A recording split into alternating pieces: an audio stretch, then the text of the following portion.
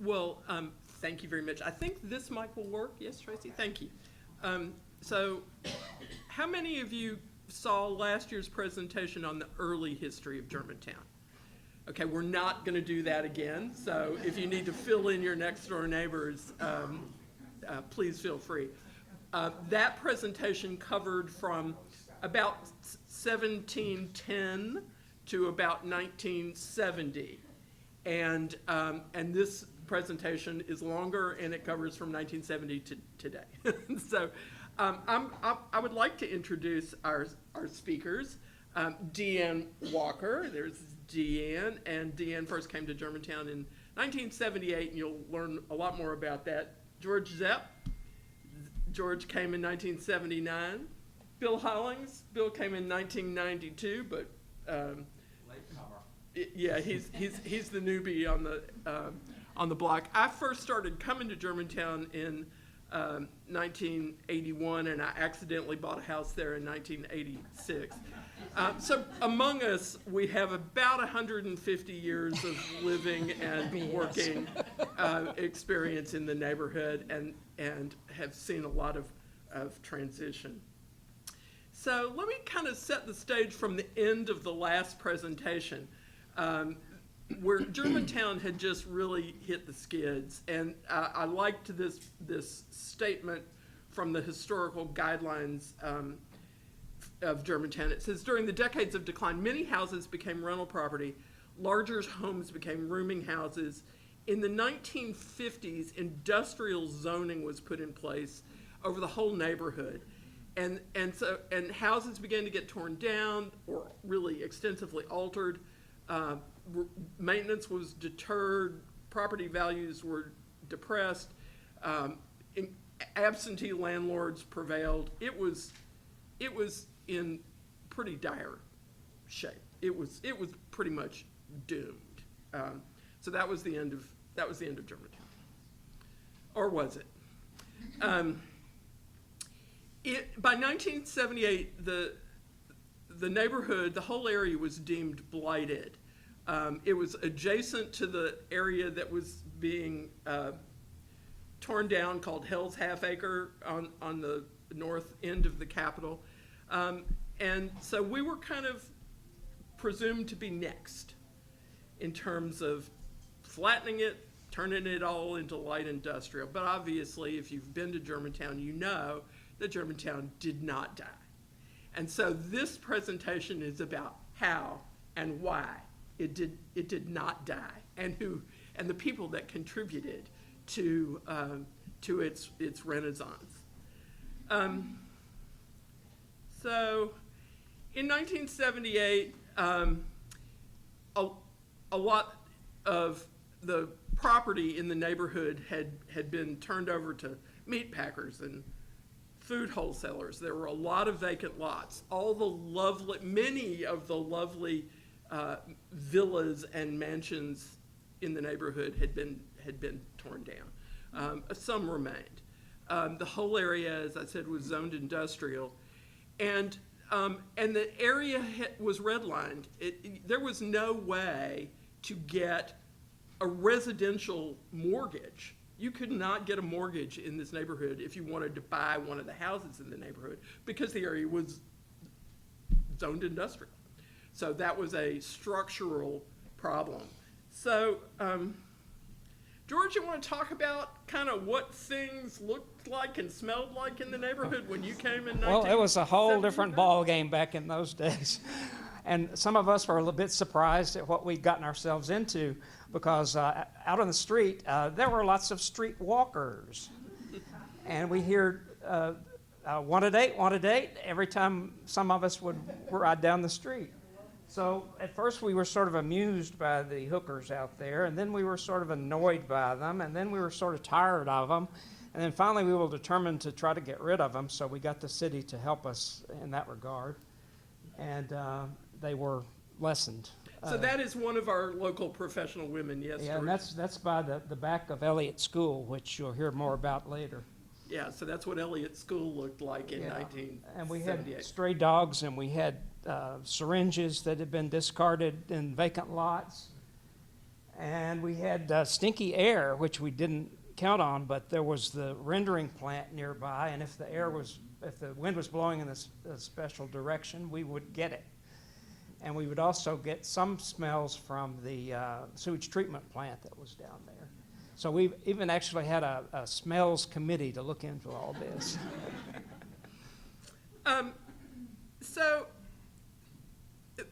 I think everything started with one pin dropping, and you'll see the redhead in this photo. That's Deanne.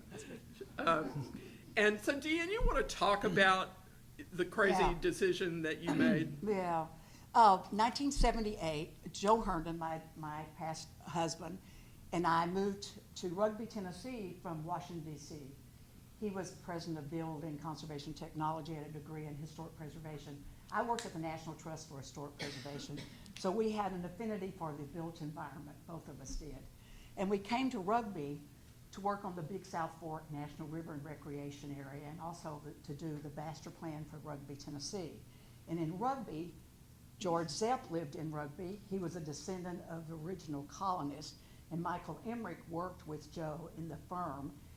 And you'll hear more about Michael in a little bit, but Michael and George and Joe and I all decided that we wanted to live in the inner city in Nashville, and so we have sort of this funny connection with people from Rugby, Tennessee, who weren't even from here, came and settled Germantown.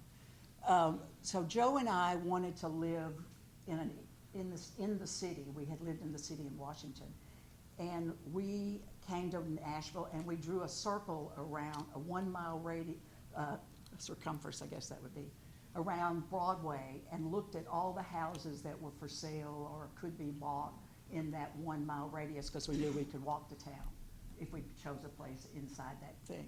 So we looked in Rutledge Hill, and we looked a lot of places, Chestnut Street, and anyway, we found a a strip of houses that were condemned, basically. That was the house, original house that we bought.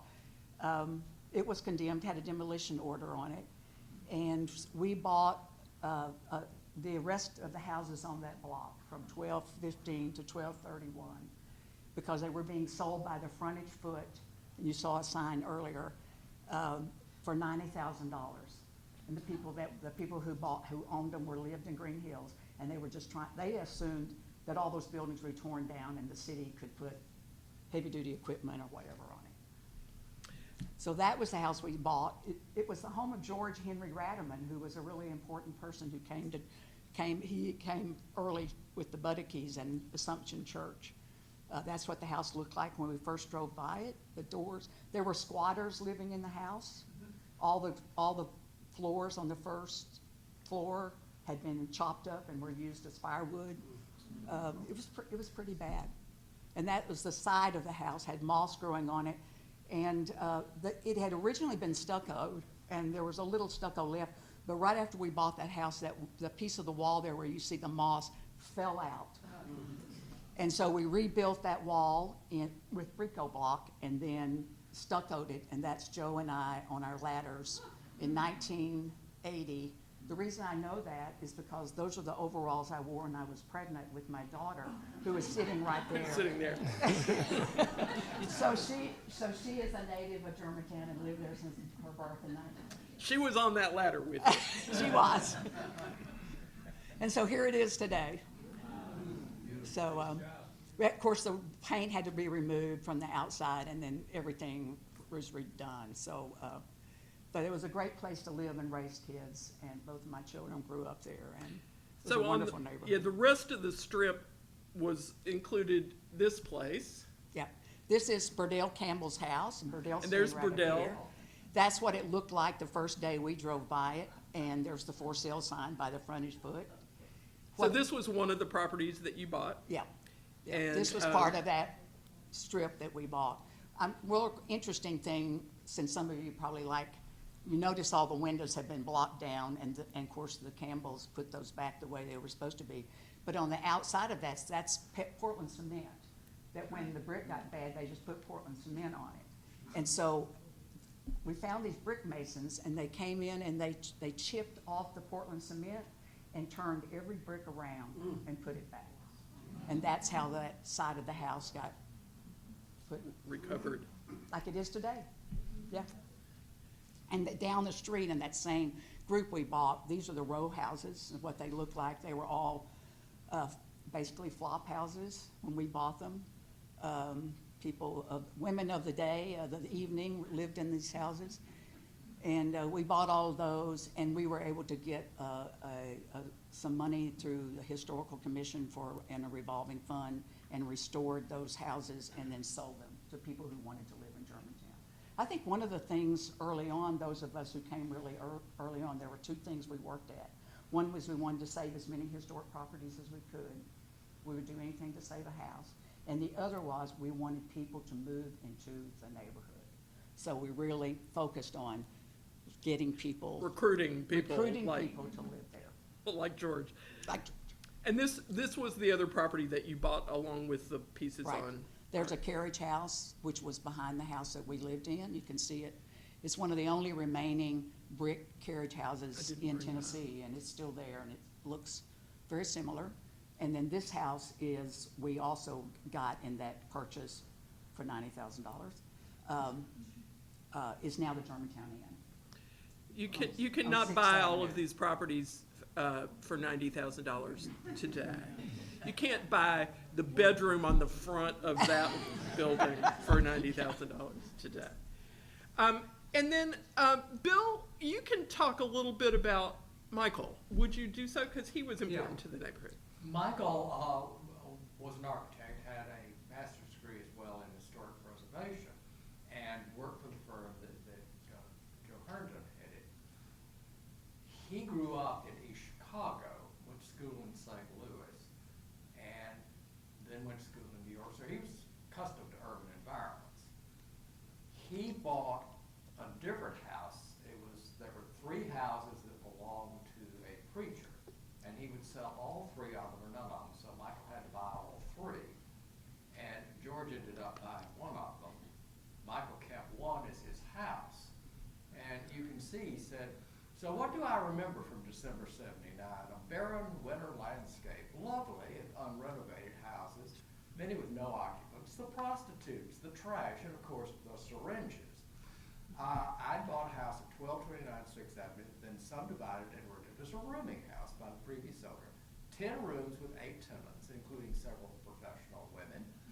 And I would mention, as he discovered later, a huge supply of empty port wine bottles. They were sharing 1 bathroom and something called a kitchen. Turned out that the flue for the stove in the kitchen was not connected outside. The house had been offered for sale, and you can see there were 2 others. And he got them for $75. So you see, Deanne and Joe Herndon had already driven up property value. Right. So this is the house that Michael bought in 1979. There is some graffiti on the side of that is not appropriate for me to read out loud in a gentle person's company. But if you're really curious and you want to come up and look after the show, you can see it. But it sort of advertised some of the services available from the house.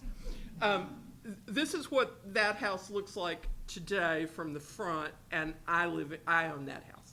So that's a little bit of a complicated story. Michael lived in the house for 37 years, something like that. 37 years. A long time, and I bought it from Michael. This is the house that George bought. George? Yeah, this is my house, and it was $25,000 of the $75,000 for the 3 of them. And I didn't realize, but I guess what I bought was a shell, because I had to replace the roof, the siding, the insulation, the wiring, the plumbing, about the only thing, even some of the floor. And it also was inherited with, or was bought with tenants in it that I had to get rid of before I could even start on that. And initially, because I couldn't afford to have an apartment while I was renovating, I lived in that little annex that was built as a beauty parlor for a while, until, as you see on the right there, we had to tear that down finally. And it was built with recycled materials too, so it wasn't worth keeping, no. So that's what George did to the house. That's what it looked like in 2000. This is what it looks like today. And And I was in it 23 years until I sold and moved to Rugby. it now houses a consulting firm. I actually personally like George's color scheme better than the current gray one, but that's a matter of taste. And they also took out the most historic hedge in the neighborhood. So I wanted to have us talk a little bit about, so that's kind of what things look like walking in, some of the brave souls that came in. But there were a number of kind of inflection points, a number of important moments in the neighborhood. And so we thought we'd talk you through some important moments that helped save Germantown beyond simply a few brave or crazy souls that took this gamble. Urban pioneers. Yes, the urban pioneers. Deanne, you want to talk about this one? Yes. Well, the Historical Commission through and the Tennessee Historical Metro and Tennessee Historical Commission had put together the National Register of Historic Places nomination in '78, and it's a great document. It's got every building that was inventoried, every building in the whole area. And as you can see, there were 146 buildings. 85% of them were deemed historical or architecturally significant. Most of them were still in residential, although they were mostly rentals at that time. There were 9 buildings older than 1860, so pre-Civil War. And anyway, so that was what happened in the night. And actually, we were standing in my kitchen. There were a group of us early in '79, and we had to come up with a name for the neighborhood for this submission. Yeah. And so we stood there in the kitchen, and we decided to call it Germantown because there were so many early German. There were lots of other names we considered, but I won't say what they were. Butchertown was one of them. Well, Butchertown was one of them. And Herbert Harper and Maydeen Eberling were both really involved in the submission In fact, of this. I will tell a quick story. Joe Herndon knew Maydeen because Joe had lived in Nashville before, and he knew Maydeen Eberling, and I think many of you probably know who she was. And when we were looking for property, she said, "I'm not going to tell you why, but you should buy north." She said, "Buy north." And she knew at that time about the Bicentennial Mall and what was going to happen up there, and although it was not public knowledge at the time. So she really encouraged us to move in that direction. So she was an important person in our life. Yeah. Bill, you want to talk about this image? And Yes, the two-story house is now Manel's Restaurant, but for many, many years it belonged to Luke Winston and his first wife, Lily. He was the postmaster in North Nashville, and he was one of the residents that was a long-term resident and an owner-occupier. In fact, there were a surprising number in Germantown that still were owner-occupied, not the majority certainly. But Lily died, he remarried, his second wife had a house in Clarksville Pike, and they went back and forth, finally decided to stay at hers, and he put the house up for sale. I made him an offer, he wanted $100,000. Insane. And the house needed work, and I offered him 85, and he said no. And Michael King turned around and offered 100, and he turned it into a restaurant, which is still going. I ended up buying the house next door somewhat later, which was the Henry Newhoff house.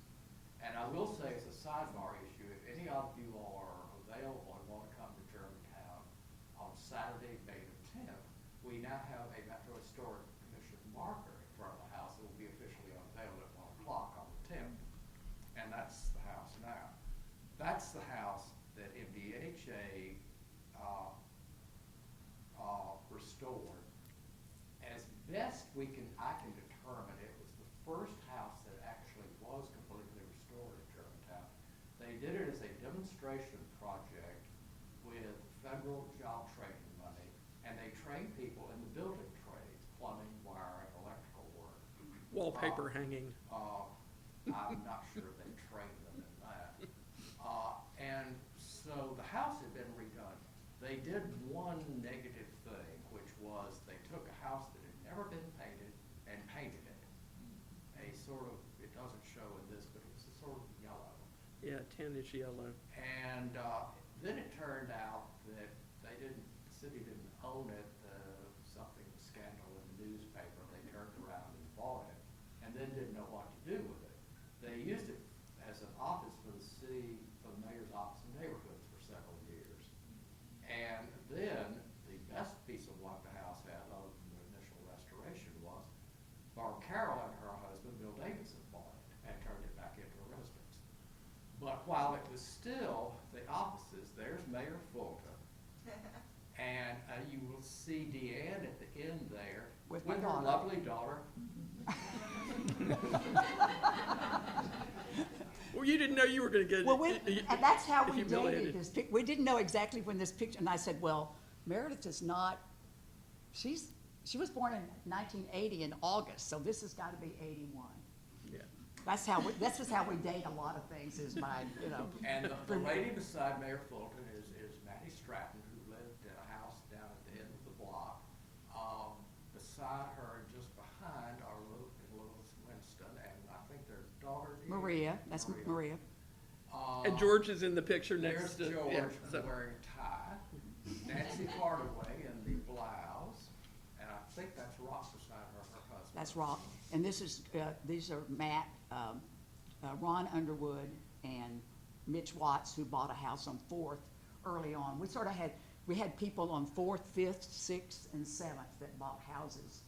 And it kind of gave us a, And Michael is hidden Thank you. behind Mrs. Yeah. Stratton, and Joe Herndon is the Yeah. tall one at the back. Yeah. So that's basically everyone that lived in the neighborhood. mhm. And that's what the house looks like now. Barb had the paint stripped off, a big plus. She replaced the porch columns. I replaced the porch columns. The house has been re-roofed a couple of times. But it's a very comfortable house. I'm glad to have it. So I bought the house from Metro, owned it from 86 to 95, and then sold it on a handshake to Bill. Yeah, on my partner, Michael Emmerich's 50th birthday, he had a party at Assumption School. And Barb was living in St. Louis at the time, and she came down for that.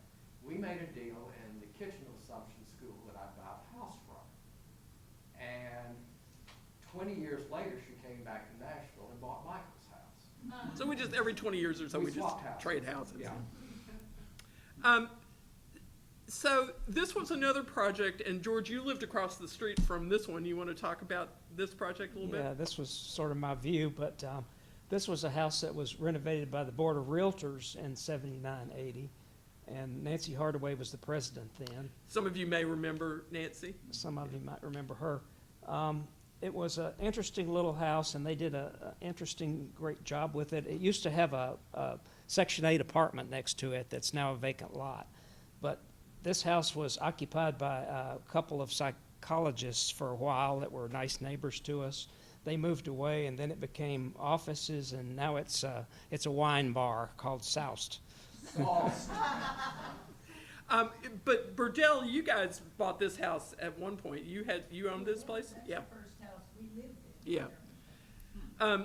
So let me talk just for a second about the first wave, or Deanne, maybe you can. Who were these people that kind of moved Well, into you know, the neighborhood? We've already alluded to this. Almost all of us had liked living in an urban environment. We'd all lived in places all over the country. People who come from different places had come to Germantown. Lots of young people. We were all like late 20s, early 30s when we came. A lot of young professional people, architects, engineers, photographers, lawyers. I mean, there were People but- with more enthusiasm Yeah. than money, I would not say. yet. We did not have money, obviously. And, you know, and I guess when Burdell and Ernest moved in, you were probably in your 50s. Were you in your 50s? Probably. You were the elders, Burdell, that came. That's them plowing the garden next to those row houses that we bought. But, It was good soil. it was a motley crew. It was a fun group of people. One of the big change moments developed with the establishment of Oktoberfest. Bill, you want to talk about Oktoberfest? Yeah, Oktoberfest, the first one was done in 1980, and it was one of the citywide festivals that was done in conjunction with the city's bicentennial. It was the first time really that Assumption Church, which is Catholic, and Monroe Street Methodist Church cooperated. And they actually had services in each other's churches, which was just unheard of.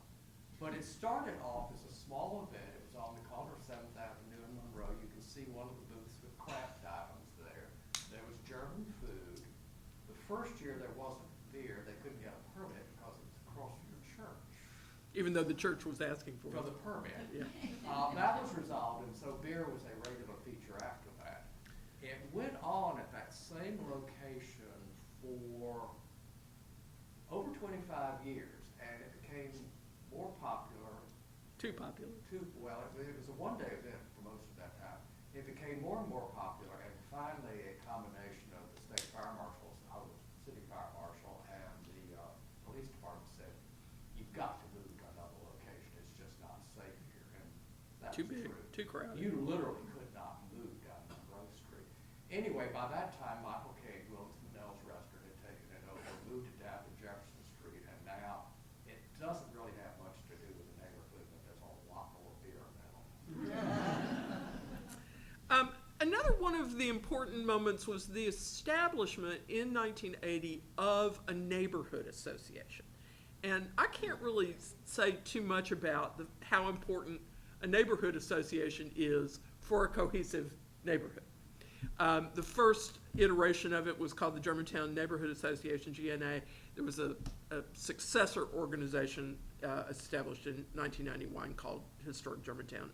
And it has operated continuously to this day. Joe Nuzzo is in the back. He's the current president. Thank you for showing up, Joe. But it is actually considered a model neighborhood association, and we have other neighborhoods that are trying to set up their comparable organizations, and they ask us questions, and it really has helped keep dialogue going and make sure that we're all on the same page. In 1994, Historic Germantown designated Michael as Emmerich as its official archivist, which was a dangerous thing to do because Michael was a collector. Pack rat. He was a collector. He was a very nice pack rat. Yes, he was. He was actually a really organized pack rat in his own way, and he collected extensive documentation about the neighborhood, kind of everything that happened in the neighborhood or happened to the neighborhood or we did in the neighborhood, he kept a record of. And in fact, the records were so extensive that in 2016, Michael donated the whole archive to the Nashville Public Library. And thanks to Valeria over here, that archive has now been digitized, and so it will be part of sort of a permanent history of the neighborhood. I would say arguably the most comprehensive record of any neighborhood in Germantown. That was, In Nashville. In Nashville. that was the view of the archivist. Yeah. We talked about the fact that because the neighborhood was zoned industrial, it was impossible to get residential financing to buy these houses. So you guys had to come up with other money to buy houses. You weren't getting traditional mortgages. Yeah. But in 1980, between 80 and 82, MDHA made some community development funds available. George, you want to, this is an article, the reason this is on here is that George wrote this article. So the byline is George's from Yeah, 1982. that's back when I was with the Tennessean in 82, but I won't go into the whole details of the article, but we were lucky that we found a realtor with Commerce Union Bank who realized that there had been a historic tie from his bank down to the present day. It was a German The German-American Bank. German-American Bank. It was a predecessor of Commerce Union, so he was glad to help us get loans for the neighborhood, and it was about 12%, which was 4% below conventional financing, which tells you about something about what we were all up against then. It was cheaper in some cases to finance some of your home repairs with a credit card than it was any other way. So for those of you who have, kids or grandkids that are complaining about how expensive a 7% mortgage is, just remind them what a mortgage was like in 1982. 16% was so we got a deal on this, on Real these deal. funds to get mortgages at 12%. But another one of the, I think, most important moments, or not moments, years, events in the neighborhood was the creation of a mixed-use zoning concept. Deanne, can you talk about the mixed-use zoning? As we've talked before, this whole area was zoned industrial, and in fact, the vacant lot across the street was an entire block across the street from the houses we bought, was a storage yard for the city while they were building the jail. So their heavy-duty equipment was stored there. So the city had visions of just using this area as, A dumping ground.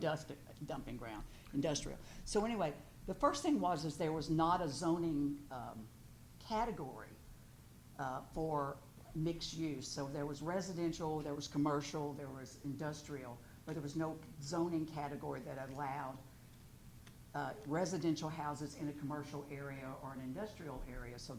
So first of all, the Planning Commission had to develop a new zoning definition, and it was called mixed use limited, and that's what it meant. It meant you could have a house next door to a store, next door to an office. There could still be some light industrial, and so we had to come up with a new definition, and then we had to convince the people who owned property in Germantown to change their zoning from industrial to this new category of mixed use limited. And there are a lot of people, and even to this day, there are still a few industrial properties in Germantown. A lot of people thought that if it was zoned industrial, that was the best it could be. You'd get a lot more money for your land, and there was some opposition to changing it. But I did Fifth Avenue, and I walked Door to door. door to door from Fifth Avenue, from Jefferson Street all the way up to Morgan Park, and got every single person to sign a petition to change the zoning on Fifth Avenue to MUL. And so all of those of us who were there took a street, walked the streets, and most of the people who owned the property didn't live in Germantown. They lived in Bordeaux, or they lived out Fessler's Lane, and they lived all over. I drove all over town. But that I think is what saved Germantown, is when we got that mixed use, we got that zoning. Yeah, it was the most important thing. Yeah, We got Deanne. higher class streetwalkers. Yeah. So another thing that I thought was really important in the neighborhood was the fact that we had fun. And we really engaged in being social. And one of the early major social events was a Halloween party in 1982 at Phil Rush's house. There's the T-shirt from the party. The party was named the One Night Stand. There's the nightstand. And she got the pun. And we had 5 hosts, and they had different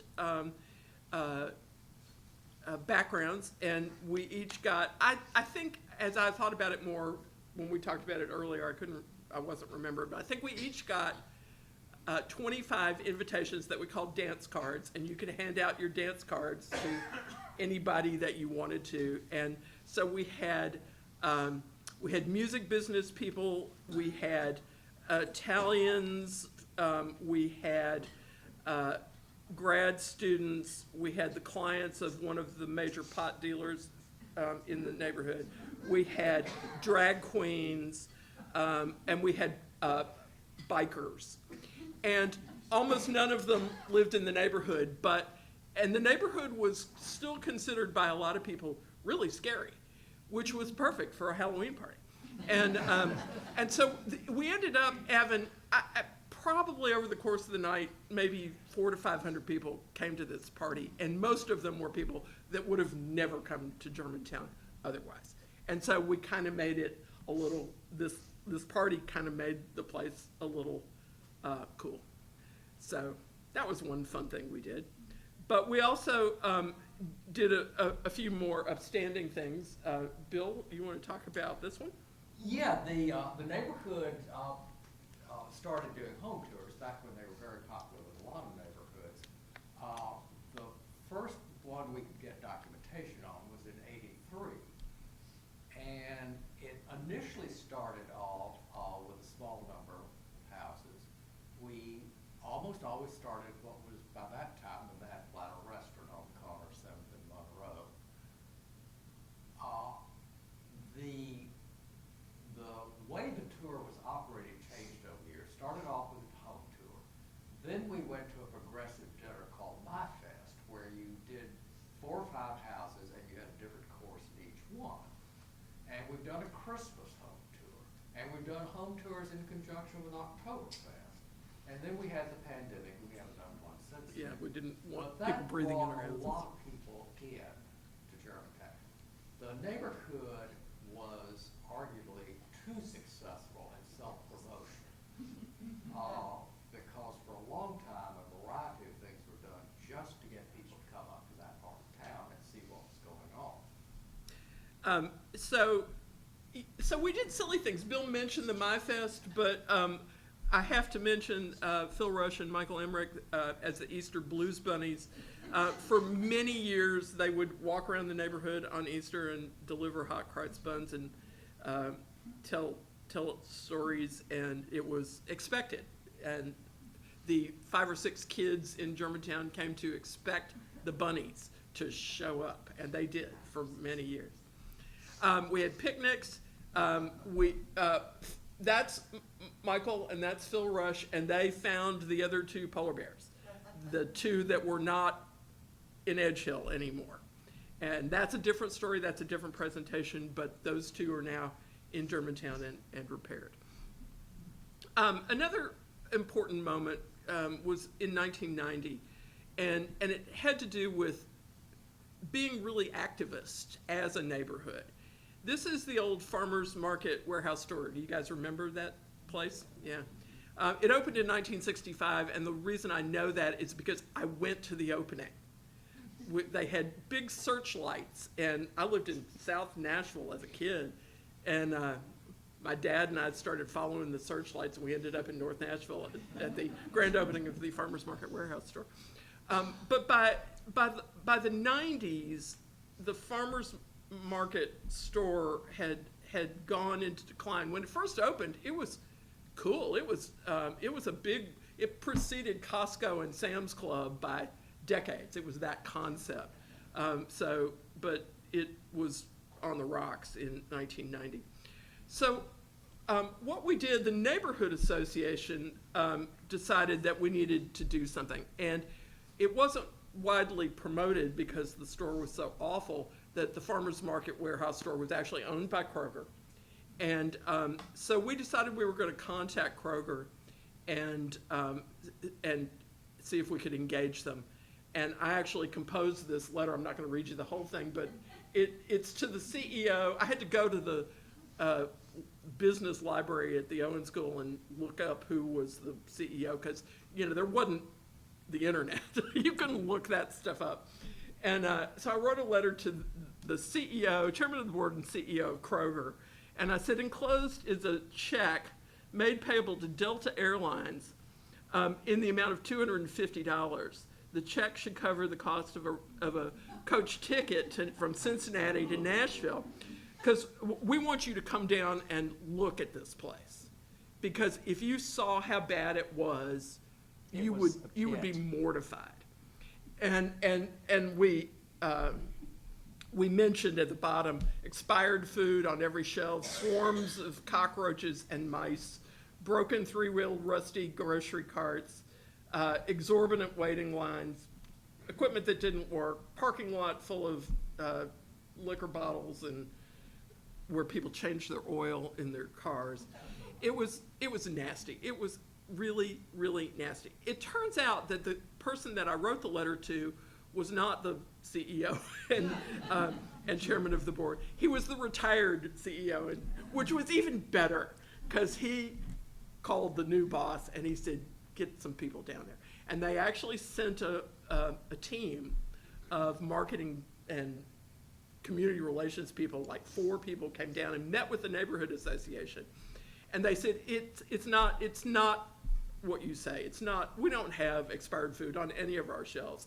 At which point Zeta Law and I pulled out 4 bags of expired food that we had bought the day before, and they were silenced. It was wonderful because they actually listened to us. We said, we don't want you to close it down, because for many people in North Nashville, this is their only option. Without this store, it would be a food desert, and some of us can drive to other places, but a lot of people in the larger community were really relying on this store. So they agreed to clean it up. They did clean it up. They didn't make it brand new, but it was a successful engagement, and that's one of the powers of a neighborhood association, I would say, is to get some leverage like this. And they continue to engage with us and work with us. And because of that, when it became clear that the Bicentennial Mall was going to take over that property that the farmers market store was sitting on, they actually worked with us not to close the store and move out and move on, but to relocate and build a new store that was branded as a Kroger store, which was pretty impressive. And so we worked with them to find a site that was large enough to put a new Kroger store, which is now on the corner of Monroe and what was then 8th Avenue, now Rosa Parks. And that store actually just closed last week, but not for closing, to renovate and to add a 30,000 square foot addition and reopen it with a cheese shop and a Starbucks, and it's, so they're going all in. And I think the neighborhood activism in that regard was really important. Deanne, you want to talk about this other moment of importance? Well, I mentioned earlier that there was a big vacant lot where the city had used to store their heavy-duty equipment right across the street from our house. And you can actually see it in that picture. Yeah, that's a vacant lot. In the middle of the night, we heard one day, we heard some bulldozers or some heavy-duty equipment moving around over there. And it turns out that the city had decided that that lot was perfect for an auto emissions test site. They were, remember when everybody used to go to those sites? And so they decided if we needed one close to downtown, so that was an entire city block, and that's where the auto emission test site was gonna be. It was called Hamilton, I think Hamilton, yeah. So anyway, we were all sort of old hippies anyway back then, and we, in a nanosecond, knew how to put together a protest. We had signs, we had people walking up and down. We did a drive-through where we took our cars and drove them around the block to illustrate what it would be like at the end of the month when people had to get their cars tested. We made the front page of the newspaper, and every day, and a lot of it thanks to George Zepp, we would get articles, and we'd look to see if we were above the fold on the front page. It was a big deal for us. That would have destroyed our neighborhood if that had happened.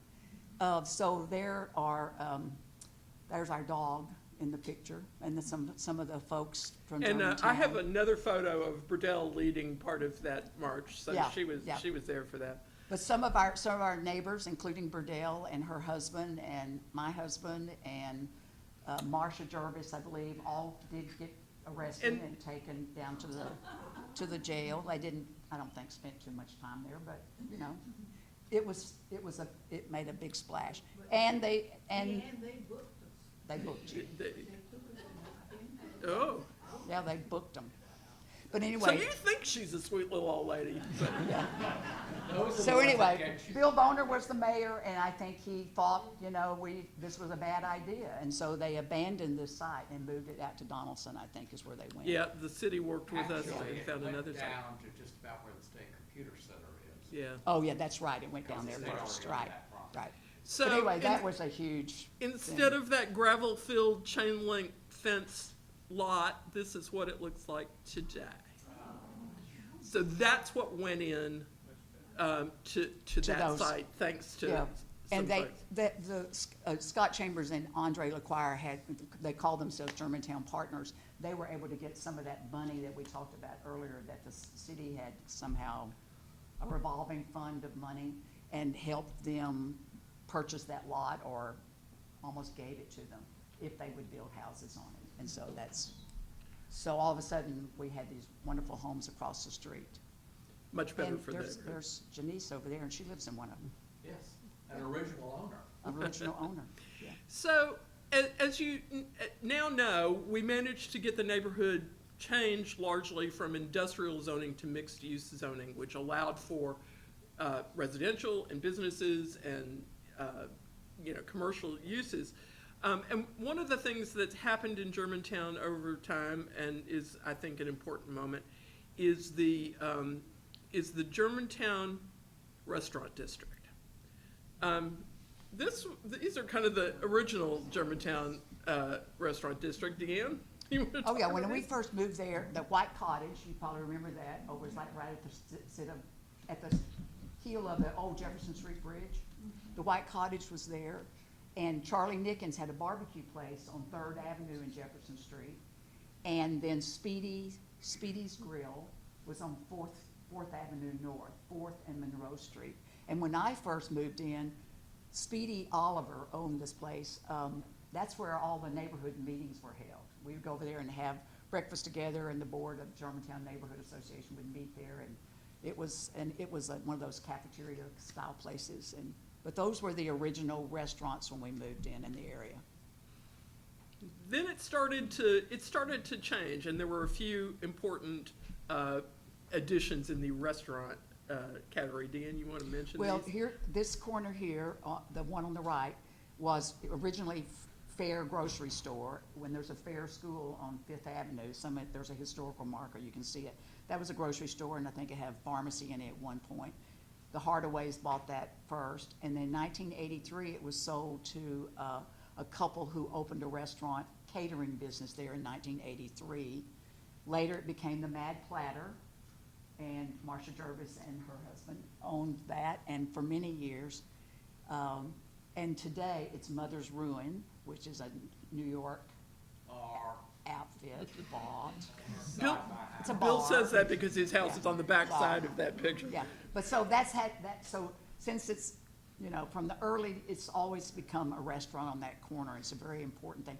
And really, especially when the Mad Platter was there, Marcia Jervis worked in the General Assembly, and she brought a lot of people up to that restaurant, gave them, for fundraisers and that sort of thing.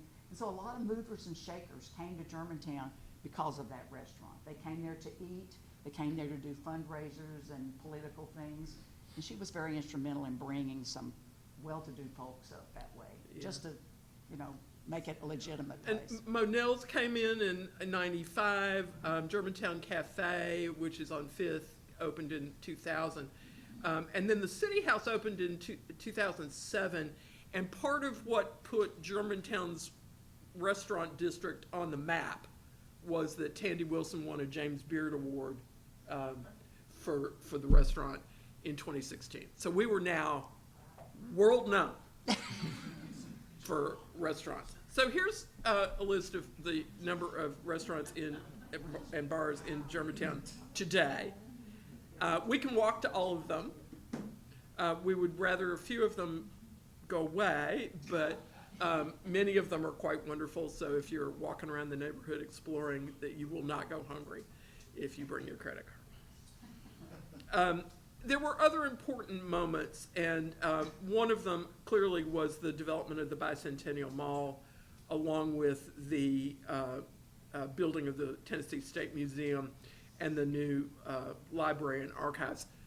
You've heard good presentations about that. We're not going to talk about it, but it is an amenity of immeasurable value for the neighborhood.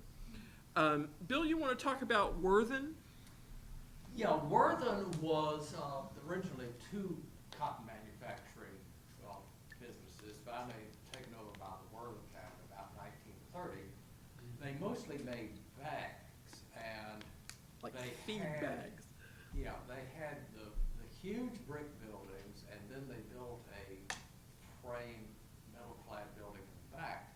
Continued there until you could see the last bag, 1991. That was in the big building. They kept operating on the back, making paper bags later. But the building was gradually, over a period of several years, the buildings, I should say, were turned into condos. And it was a very successful development of that. Brought us a lot of new neighbors, including our current board president, Joe, and his wife. And their Wampanoag's restaurant is there. It's, I think, the only restaurant. There's Fifth and Taylor on the corner of Fifth and Taylor, and several other places now. But it really transformed that very large, probably equivalent of 2 blocks of property into a stabilizing influence, which also had a big effect on Morgan Park, which is right across Fifth Avenue from there, and has made Morgan Park so much more attractive. And that pin dropped, and so in the 2000s, the building craze around the perimeter and some in the center of the neighborhood, thousands of apartments have been built. Literally thousands. I looked on Zillow or Rent.com or something the other day, and there were 442 for rent. So if you need one, let me know. But there were there's a lot of infill. Those townhouses, the Gramercy townhouses that you see, were on a vacant lot, but that lot had been mansions, at one point in the history. So that we'll never get that back, but They're mansion-like. they're mansion adjacent. The prices are mansion-like. 2015, the Sounds came into that old Sulphurdale general vicinity right south of the neighborhood. It's a good amenity for the neighborhood. It does cause parking problems on game days, but we generally like them as a neighbor. Deanne, you want to talk about Elliott School? One of our first slides was Elliott School in its original state in 1978. Elliott School was built in 1906. 1915, this building was That dedicated. one. Yeah. Yeah, well, yeah. The original school Well, was it's a earlier. school, but it's a school building was built in 1909. But in 1978, that's what it looked like. It was boarded up, broken windows. The city had surplus, as they did a lot of the schools back then. They had surplused a lot of the older buildings. That building was bought by several neighbors, investors, and held on to it. Weren't you one of those, Burdell? Yes.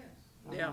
We owned that building 5 years, Yeah, and the first week we owned it, we put in more than 400 panes of glass. yeah. Perfect. Yeah. Because the goal of the rock throwers was to break that. Yeah, break them Go out. on. Anyway, so in 1912, 2012, it became, I think, Centerstone Square. And then today, in 24, it's Elliott School. It's a condominium development, and that's where I live. And I live in one of the units. I live in the girls' bathroom. And there are vestiges. It's great. Bill, you want to talk about one of the important moments that was not so good? Yeah, one of the Michael Emmert, my partner, died in 1918. The first time. 1918, he did not die. 2028. And the first time I was glad he was gone was when we had the 2020 tornado. Assumption Church was so badly damaged that it almost collapsed. The Onyx building, you could see what happened there. We lost another house on 7th Avenue, which has been rebuilt. One house, Judge Penny Carrington's law office, the roof ended up in the middle of 7th Avenue.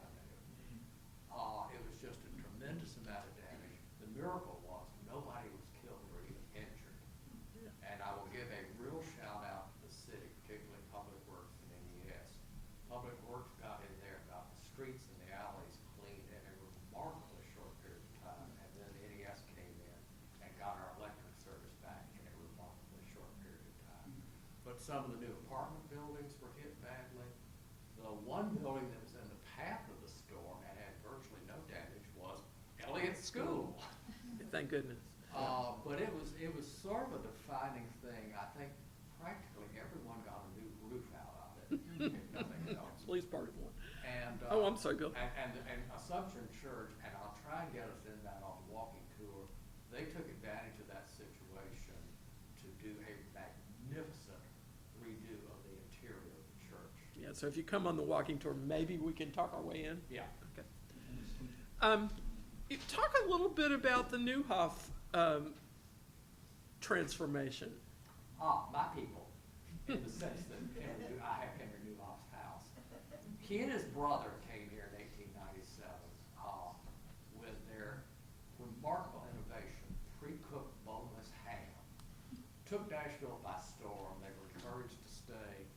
By 1930, well, there's a picture of 37, but he sold the business in 1930. But by that time, you can see it's a huge complex, over 800,000 square feet, one of the largest meat packing plants probably in the country. He sold it to Swift and Company. They operated it until sometime around 1970, closed it. Baltz Brothers, a local company, bought it. They operated for several years, but they never had the capacity to use the whole building. And gradually, they ran into a situation where they couldn't pay their bills. One of the bills they couldn't pay was to the McGraven Brothers Trucking Company. And they gradually started giving shares of the business to the McGraven. Finally, McGraven's bought them out. And for a number of years, the building just sat there because Stephen McGraven was insistent that they get some really spectacular use out of it. Well, we finally did it. Stephen didn't live to see it, but it's now the Newhoff district. A substantial part of the old plant has been redone. They've added an office tower, which in the current environment is almost full. They're getting ready to start on a second one. It's got another, I don't know, 488 apartments. So it's been quite a transformation. We will not have this on the walking tour because it would be a little bit of a hike from. It's beyond what would be First Avenue. We have First Avenue there. Yeah. But it's on First Avenue on the river, and you can you could drive over there. Yeah. And get out and park and get out of the car and walk through It's this development. It spectacular. is spectacular. It's been nominated for a preservation award. Yeah, well, it that's should be. that. And I think Yeah. deserves more. Yeah. So those are kind of the things that, as we thought through, like what saved Germantown, that's the highlight. Of course, this continues. Germantown, we believe that by stabilizing Germantown, it also helped the surrounding neighborhoods, including Salem Town and Buena Vista and Hope Gardens. And I think our challenge now is how do we keep the character and the charm and the interesting people in the neighborhood and not literally fall victim to our own success. One of the things that we've done in the past couple of years is install these street signs in the neighborhood that show both the current name and the historic names that got changed in 1904, 1906, Yeah. one or the other. So that's where we are today. 5 years from now, this might be a very different presentation, but are there any questions? Yeah.